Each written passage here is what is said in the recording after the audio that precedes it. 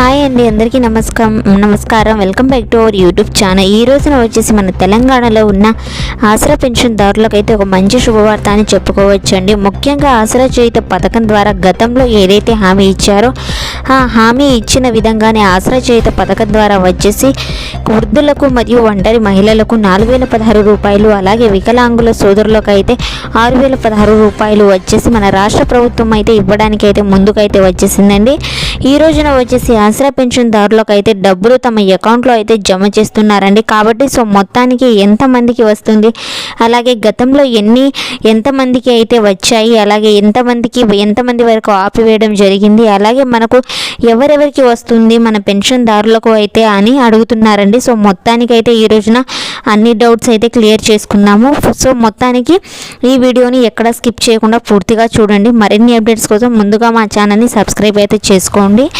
ఇక మొత్తానికి అయితే మనం కాంగ్రెస్ ప్రభుత్వం వచ్చిన కాడ నుంచి మనకైతే పెన్షన్దారులు అయితే ఇస్తామనేసి చెప్పడం అయితే జరిగిందండి. అలాగే మన ఆసరా పెన్షన్దారులకు అయితే ఎవరైతే ఉన్నారో మన ఛానల్ని సబ్స్క్రైబ్ అయితే చేసుకోండి.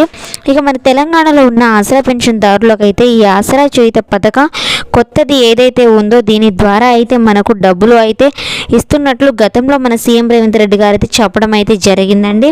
అలాగే వికలాంగులకు డబ్బులు ఇస్తున్నట్టు ఈరోజు చెప్పడం అయితే జరిగింది. అంటే వృద్ధులు కావచ్చు, వికలాంగులు కావచ్చు, ఒంటరి మహిళలు కావచ్చు, వీళ్లకు పెన్షన్దారులు కాబట్టి వీళ్ళకి ఖచ్చితంగా అయితే డబ్బులను అందజేస్తామన్నట్టు మన సీతక్క గారు చెప్పడం అయితే జరిగిందండి. అలాగే మన సీతక్క గారు కూడా చెప్పిన విషయం ఇదేనండి, మన అందరికీ తెలిసిందే కదా. మొత్తానికి అయితే హామీ ప్రకారం మన తెలంగాణ ప్రభుత్వంలో వృద్ధులకు, ఒంటరి మహిళలకు, వికలాంగులకు వచ్చేసి 4016 రూపాయలు మరియు 6016 రూపాయలు అయితే ఇవ్వడానికైతే ముందుకైతే వచ్చేసిందండి.